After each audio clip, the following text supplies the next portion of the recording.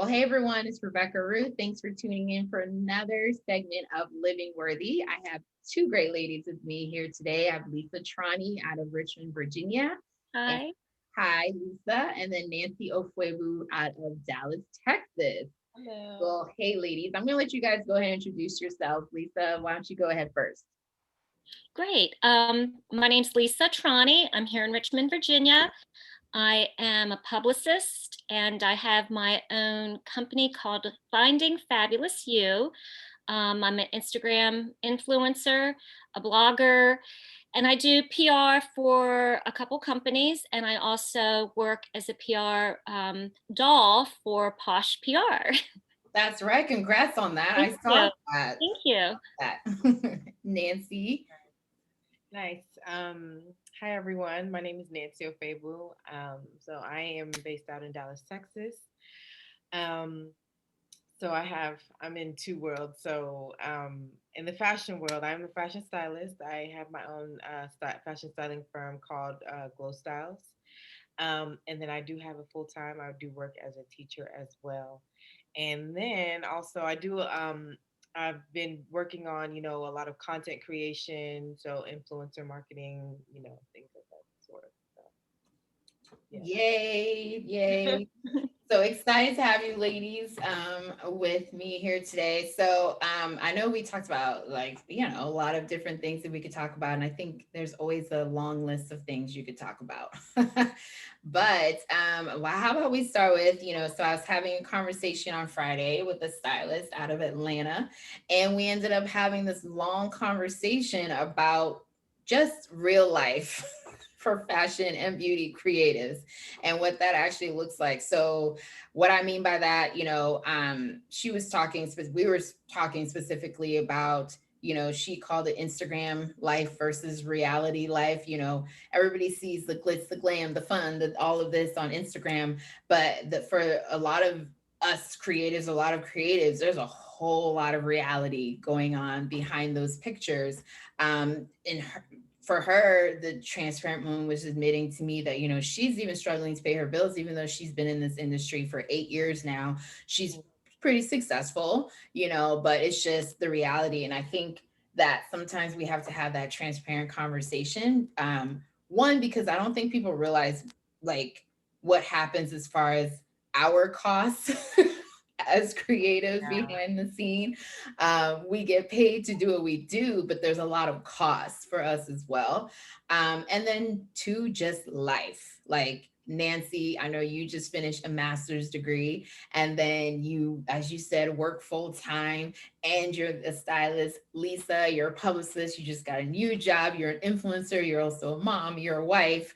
I'm a mom. So it's just like a lot of us are balancing a whole lot. So like, how do we do it? How do you, Nancy, like, how did you get your master's and work full time and, have this business all at the same time? Right. It was very difficult, and even when I started my master's, there were other things I was doing on top of that, as well as working in. I really had to get myself on a schedule, and I had to really start to focus. So like I had like a day to day, my to-do list. I knew exactly what I was doing at specific times, and I even had to dedicate like certain periods to where I had time to, do my assignments, do my discussions, and then, just kind of fitting everything into a schedule. And it also led me to not have too much of a social life, because it's like something's got to give. So I didn't have too much of a social life. I really had to just really, buckle down, put myself on a schedule and stick to it, and just, remain disciplined through that. Yeah, yeah. Yeah. Yeah, for sure. I got my master's years ago, but I did the same thing that you did. I started a business, did the master's, working 9 to 5, was a single mom, and same thing. Like I had no social life Mhm. for I somehow I managed to date though. I don't know how I I mean, did that. You have to fit in some priorities, fun right? somewhere. Priorities. Priority, right? I managed to date.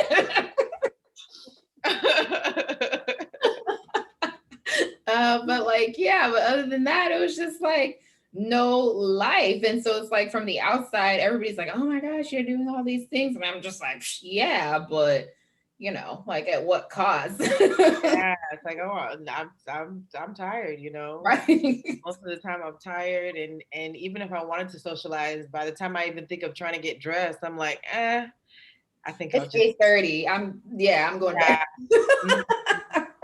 Right. How do you think I feel? I'm 57, so First of all, you don't look 57. Yeah, thank you you. Yeah, that's hard for me to believe, first of all. My point is that I agree 100% with you, Nancy, as far as the scheduling, because if I don't schedule it, in even self-care time, I know that sounds very cliche, but if I don't schedule it, I'm the one that suffers. So I really have to make sure that I schedule everything, including social time, because a lot of what I do, my events that I might do, might be my social event for the 2 weeks period of time. So, and I think because I have a lot of friends that are entrepreneurs, they kind of get that too. I think we all kind of understand each other with that Right. part of it. Yeah. Yeah. So Lisa, about that, because I mean, I'm having more and more. I have more and more entrepreneur friends now. But like, did you ever have to balance that? And like, did you have to drop some friends ever, just because because when I was first starting, no one was really like an entrepreneur. Like people Right. talked about it, but they didn't do it seriously. Let's put it Right. that way.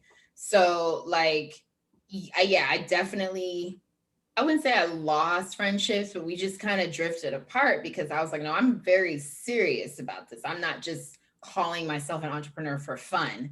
Like, I'm very serious about building this business. And in 10 Right. years, 11 years, I want to still be here and still doing what I'm doing. So, like, did you ever go through that when you started your business?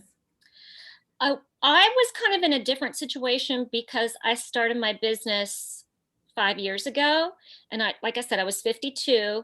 It was after my children are adults; they're 30 and 24, and it was after they had moved out of the house. My husband traveled a lot, so I really was here with them in the evenings, mornings, whatever, all the time.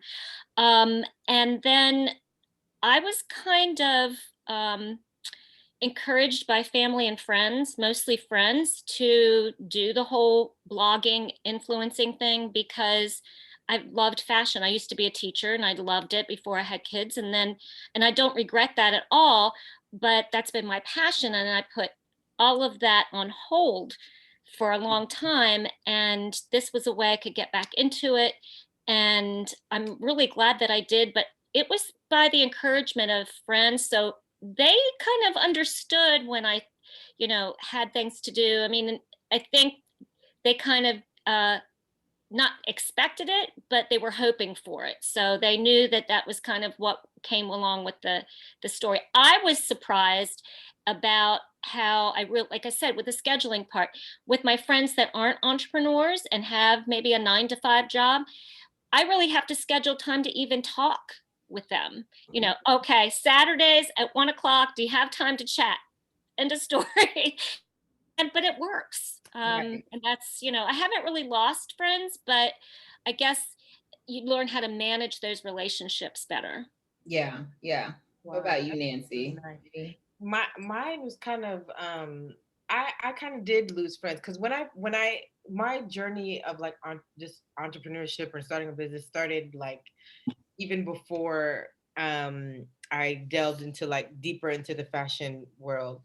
Like coming out of college, that was when I started to lose friends because I started to see, that's when that mindset started to develop. And that was also a period where like my closest friends that we were like so close, we were like no longer friends anymore. Mhm. Our lifestyles were different, our mindset was different, and we just kind of like drifted. And it was very painful at first. But looking back, I see that was something that needed to happen because had not, I think I would have still been so like gung-ho on always being around people and needing people. And sometimes, well, for me, this journey was lonely, but those lonely moments were teaching moments for me. Those lonely moments were the moments that I needed to be able to focus, versus, when I had the friends that I had before, we were around each other all the time, 24/7. There's no time to do stuff like that, be around people 24/7 and try to, work on your business or work on things like that. So I would say I didn't really have a lot of support when I started. It wasn't until people really saw that, oh wow, like she's really serious, like she's doing this for real, you know.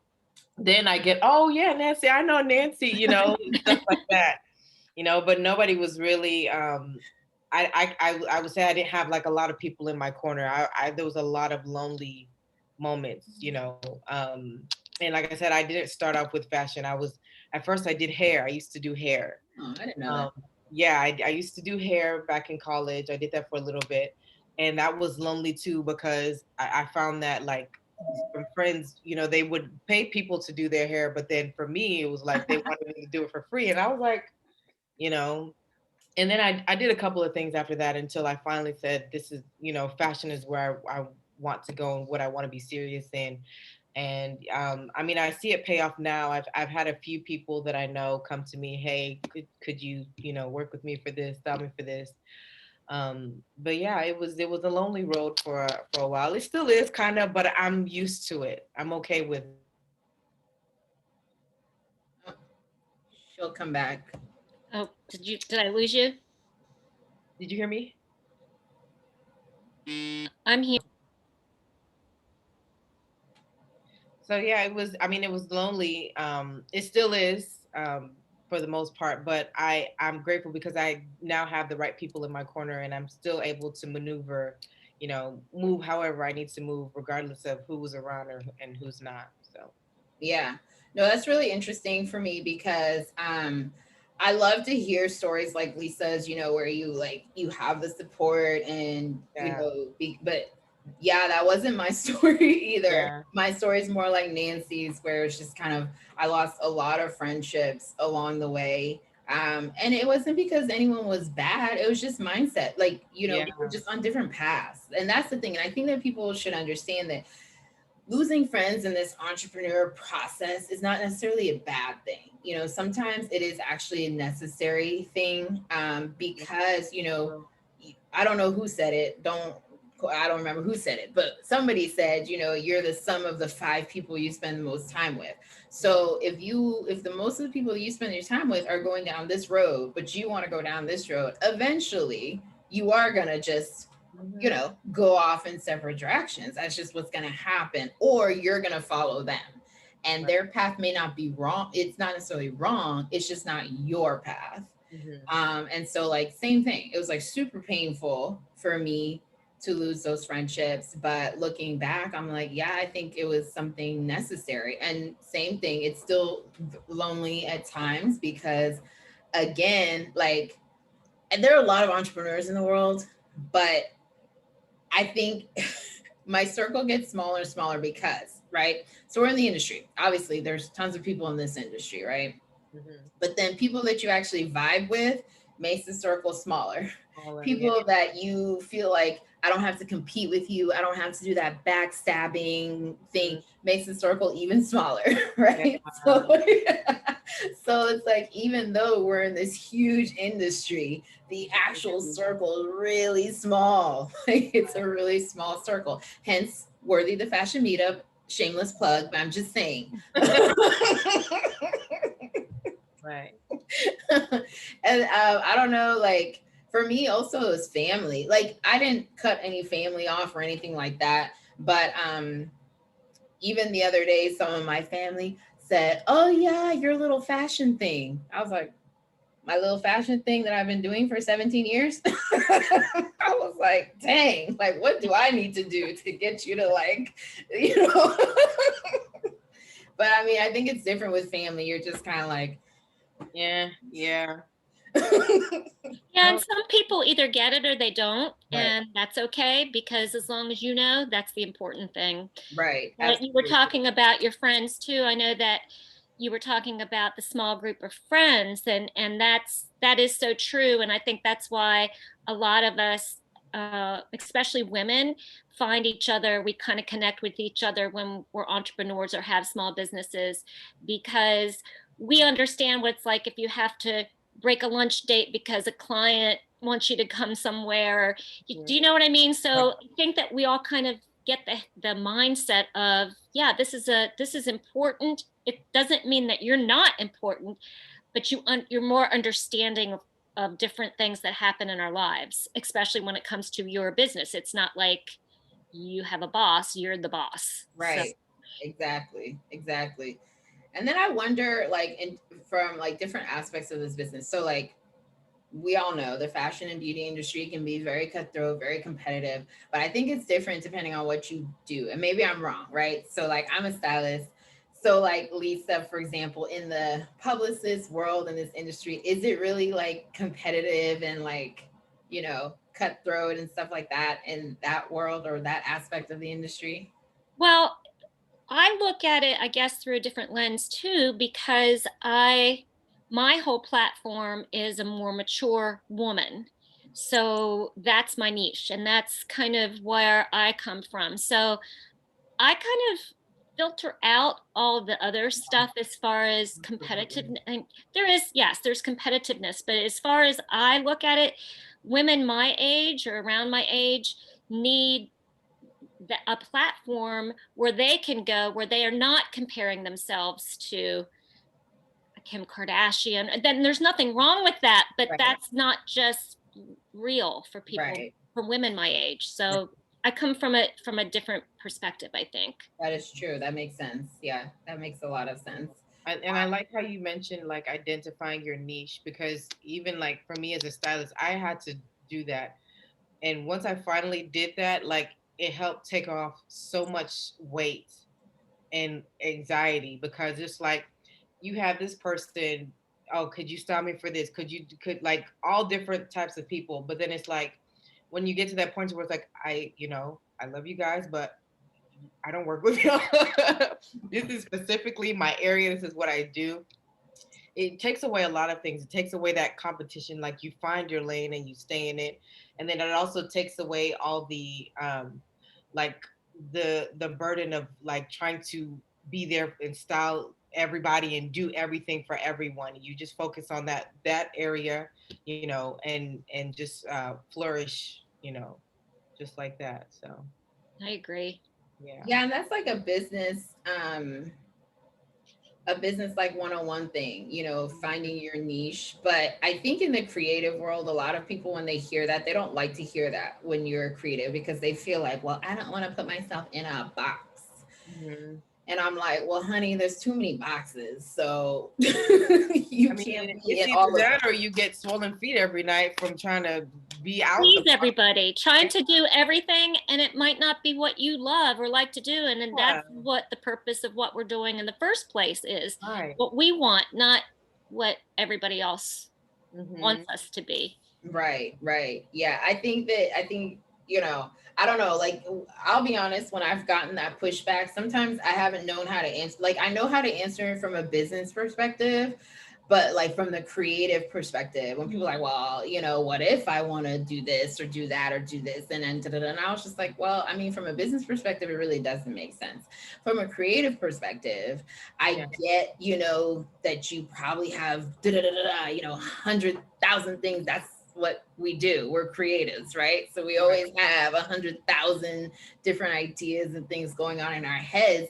But like the key is being able to like rein that in, and out of the 100,000, pick 100 maybe that actually fit, because it's not just like what you're interested in. I feel like there's nothing wrong with pursuing what you're interested in, right? Like if like, for example, okay, I'll put myself out there. Like, I've wanted to design, not become a designer, because I just don't think I have the patience and the wherewithal to sit and do over and over again. And I can sew, I can do all those things, but to sit and do that and take Oh no. No. And then you got to come up with like the next season. Right. So stuff. Rebeckah, you needed a limited one-time only Yes. collection is what you And need. that's exactly where I was going with this. Is I was like, okay, I know I don't want to be a designer, but I was like, you know what? Maybe I need to link up with a designer and do just like a capsule collection. Yeah. Just a one time, a couple pieces, something that has my name on it, and I'm done. I can scratch that off my list. And I think that's what creatives need to understand is that, okay, if you want to venture into something else, partner up with someone who's already doing it and doing it well. Do it, get that itch out of your system and then but don't just jump all the way into it and start jumping around to all these different things within the industry, because that's when, honestly, I feel like that's where your creative juice and stuff starts to kind of, I was going to do the cute whistle, but didn't work. Dwindle and you just kind of burn yourself out a little bit. Absolutely.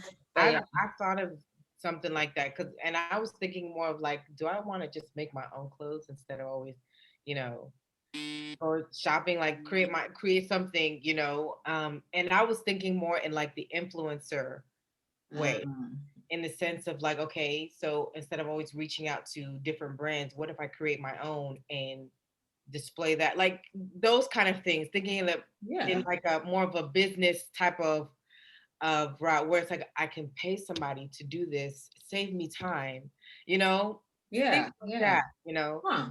I like that too. Yeah. See, right. We're brainstorming right now. Yeah. So I love it. I love that. I love that idea too. Yeah. So you're talking about creating a brand and then having an influencer do what they do. Yeah. Either like, cause I'm also getting into the world of influencing. I'm in working with brands, which has been great. But I've seen, sometimes I see the hassle of like, maybe I've used up some clothes, or I'm still trying to work on a brand, trying to work with this brand, but they haven't responded yet or something like that. So it's like I'd want to still have things, on set. And then on top of that, as a stylist, I've also wanted to have clothes on hand for clients. Yes. Clients that when they come in, so trying to find like the right designer that would be able to work with me on like a consistent basis is something that I was also working on as well. So yeah, it's that business side that I'm trying to to where I'm not what's the word is it overdoing it or overextending myself, Mm-hmm. So things like that. No, I like it. It's getting my creative juices. Yeah. But it's like you think smarter, not harder. Right. Thank you. Think smarter, work smarter, not harder. Because I'm like, I already know the designer life is not for me, but it would, I know, but it would be cool to just, do something. Like, I think it would be cool to just be like, oh, you're wearing Rebeckah Ruth. Hey. Yeah. That's so cute. I love it. Okay. I like that. Lisa, since we're talking about influencers and that's you. So how does so for something like what Nancy's talking about, right? So how do you pick, I was gonna ask you this before, but like how do you pick who to, I guess, represent? Yeah.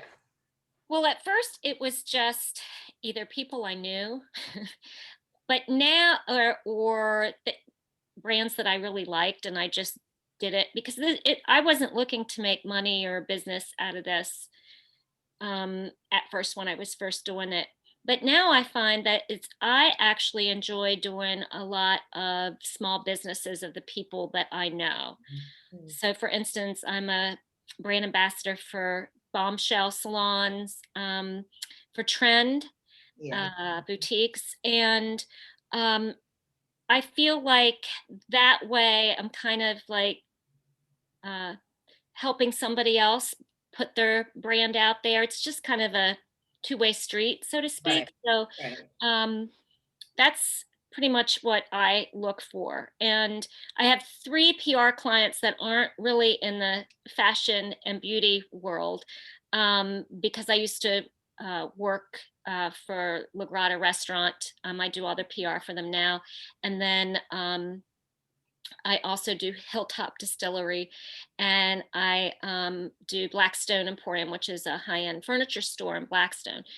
But I enjoy that because they're small businesses, they're local, and for me, like, it doesn't really have anything to do with my Finding Fabulous You, but I do the PR for them, and I want to continue with that just because I feel like I can bring to their brand something that they might not be able to find on a scale for their size.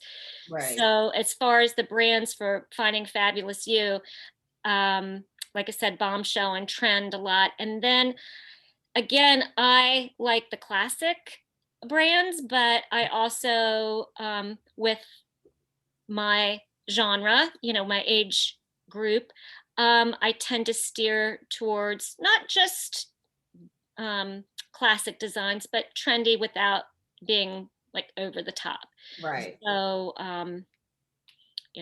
that's kind of, I'd like to think that I'm not pigeonholing it to the point where somebody who's 30 isn't going to look at my Instagram and say, well, I would never wear that. I would never do that. Yeah. No, I was going to say you do it really well, honestly, because there are a lot of looks that you put up that I was like, oh, I would totally wear that, because I'm like, the way you do it, like you do it very fresh and like, your accessories and stuff. So no, I never feel like you're pigeon, like, I know your age just because you've told us, but like, I don't look at your Instagram and say, oh yeah, that's for someone her age. Like, Thank you. Yeah, no, I think you do it really, really well, honestly. Like, I think that.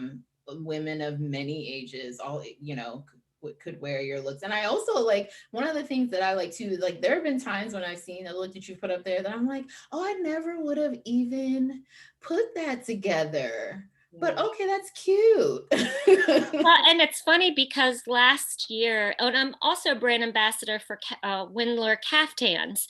And last year during COVID, when we were all in lockdown, in general, the fashion world kind of saw this resurgence of the caftan, whereas like my youngest daughter likes to tease me and say, are you wearing a muumuu? And I'm like, this is not a muumuu. Look up your fashion history. A lot of fabulous movie stars, including Liz Taylor, love to wear caftans. Andre Leon Talley lives in caftans. Yes, so. yes. So if the editor of Vogue can do it, anybody can. So I just feel like,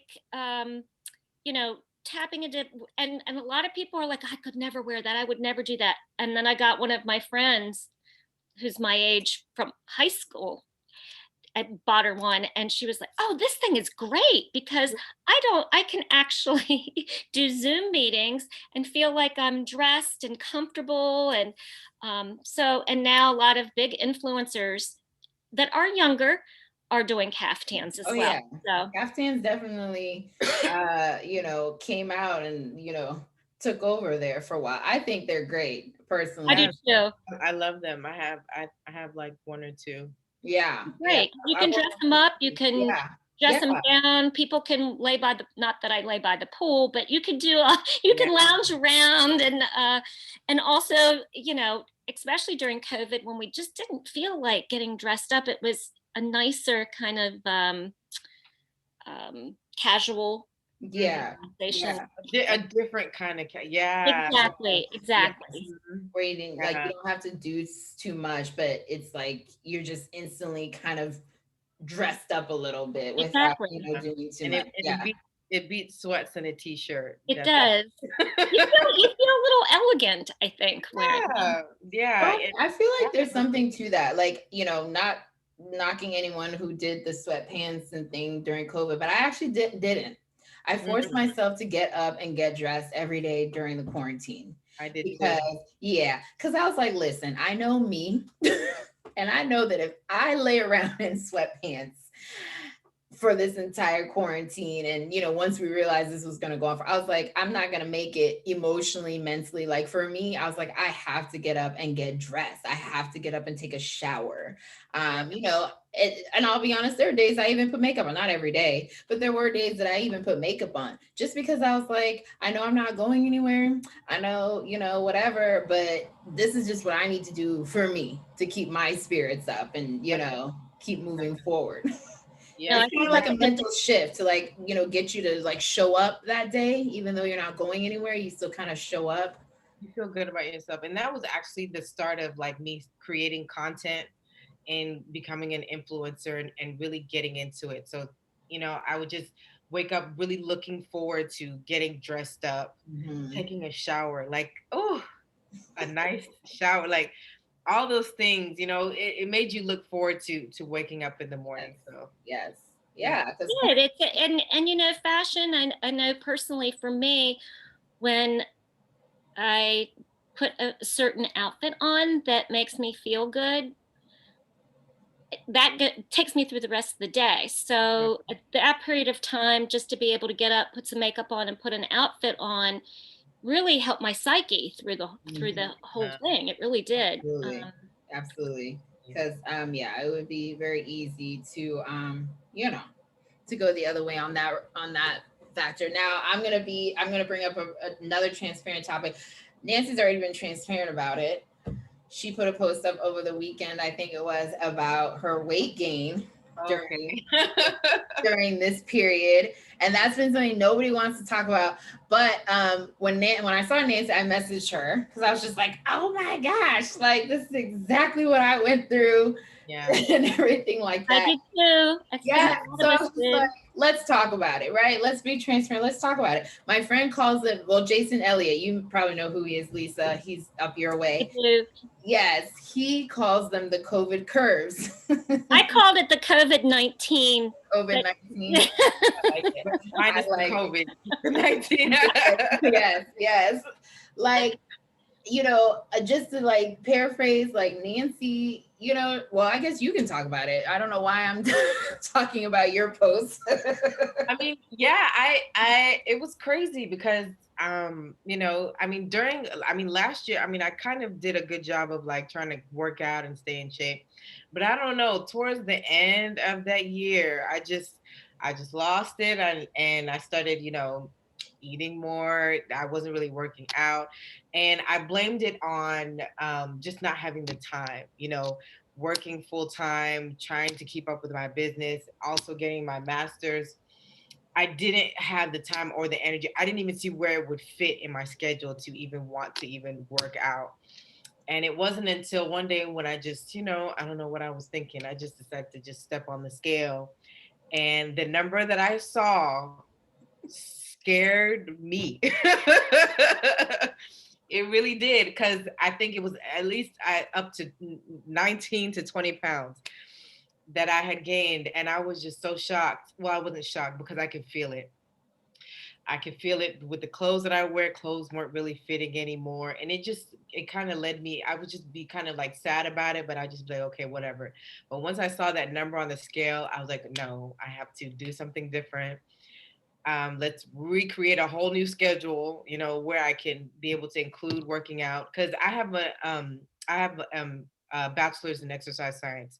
So I'm very familiar with health. I've had that health background. My mom was also a nurse. I kind of worked in the health field. I did a lot of things. I kind of worked in the health field a long time ago. So I'm very familiar. And so I just, I said, okay, well, while I'm working, I had to wake up earlier. So I'll wake up at 6 a.m. to work out and then get dressed and go to work. I cut down things that I was eating because I was eating all sorts of things that I shouldn't be eating. And I was eating in like really large portions. So I, dropped the portions down, included a lot more healthier things. I didn't want to make like a huge drastic change all at once because I knew it would be overwhelming, so I just kind of cut things down a little bit. And I would also kind of, I know some people say not to, but I had this app that actually helped me kind of give an estimate of the amount of calories I should be consuming each day. So I made sure to stay under that every single day. And it would tell me, if you eat like this, if you continue to eat like this for the next 6 weeks, you'll weigh this much. So I always try to make sure that I'm within that. And I try not to be so hard on myself. Like in the beginning, I was kind of sad about it, but then as I was going through the process, I said, don't beat yourself up. If today you want to eat a burger, it's okay. Just let's not do this every day, the little things like that. So, I finally was able to, put it in my schedule and, go with it. And it's been good so far. I was with my mom yesterday and she was like, oh, wow, you said you were going to lose weight. You lost weight. And I was like, what? Really? And my dad said the same thing too. And my dad barely notices a lot of things. So, Right. so I was like, oh, wow, I must really be losing weight. So, I mean, it's been working. Yeah. Yeah. What about you, Lisa?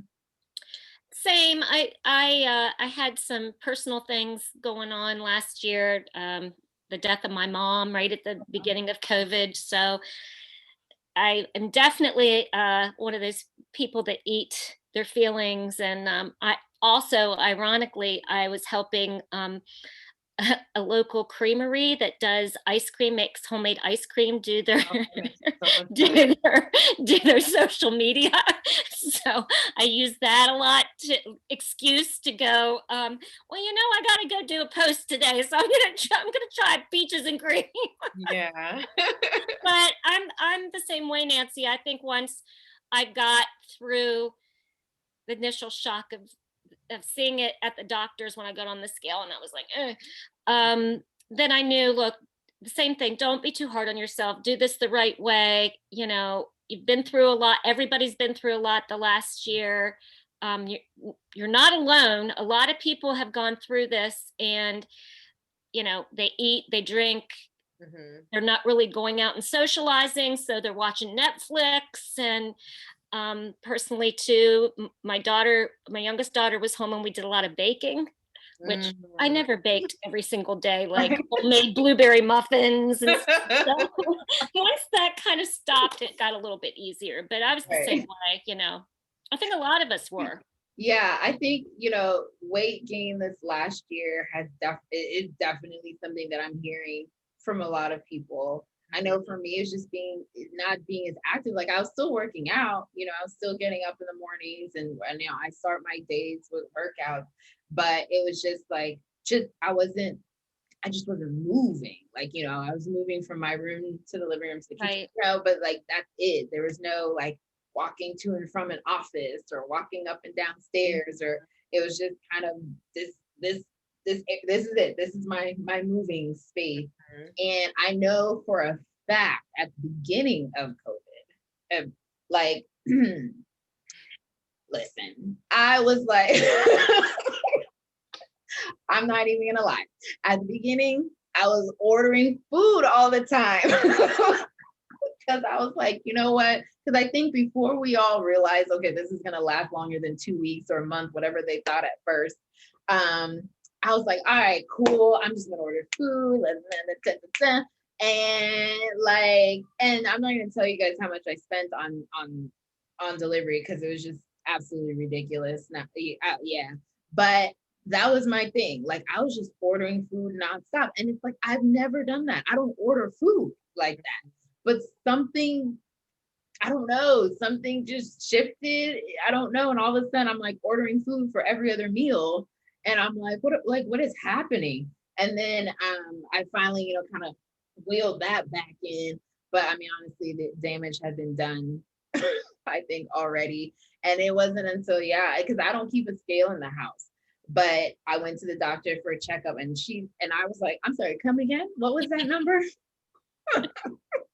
Yeah.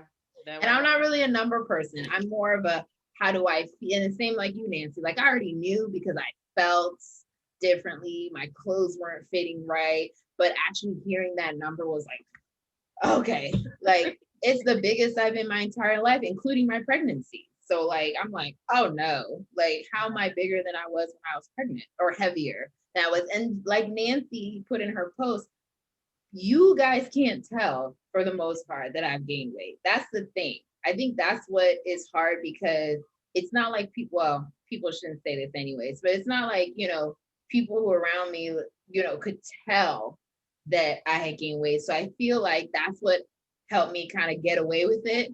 because like you guys wouldn't actually be able to tell that I gained weight. But it was like, I think it really was that number on the scale. But I was like, Lord Jesus, help me. I can't. It doesn't help being a stylist where it's like, I know how to hide all those things. Like, right, right. Yes, I know how to hide stuff. That's the thing. I know how to hide it. To where you won't even think anything. Hence the caftans. Yes. The caftan, you throw on a little cute belt so people see that you have a waist, but it's still hiding. Exactly. No, not really. Like Lisa, when I saw you at the event for Richmond Fashion Week, that was like the first, event really I had been at a long time. Girl, I did all the things, all the tricks. Amazing. Well, thank you. But I'm just saying, like, that's just the power of it. It's like internally, I was just like, oh my gosh, I feel so big. But I know the tricks. Absolutely. I know the stylist tricks. But no, I think that like, I just wanted to have like a transparent conversation about that part, because I think especially us being in this industry that's all about outer appearance, that I think it's good for people to know, like, this is something that a lot of us in general, went through, but even in this industry, we went through it. But we know what to do to I wouldn't say to fix it, because it's not really a fix. We know what to do to get healthy again, to get back to whatever shape, look, weight we want to get to. And so, like, give yourself a little grace. All that to say, give yourself just a little grace. So as we're winding down here, I think I'm going to start a new tradition. I'll probably forget it for the next segment, so I don't know how long of a tradition it'll really be, but I'd like to end with each of you just saying a little bit about what is your kind of go-to for this industry, whether it's a mental go-to, an emotional go-to, a physical, like, piece of clothing go-to, like, just what is your go-to for getting, for, I like to say maneuvering this industry. Go-to for maneuvering. Maybe maneuvering's not the right word. Maneuvering. I don't want to say surviving, because navigating.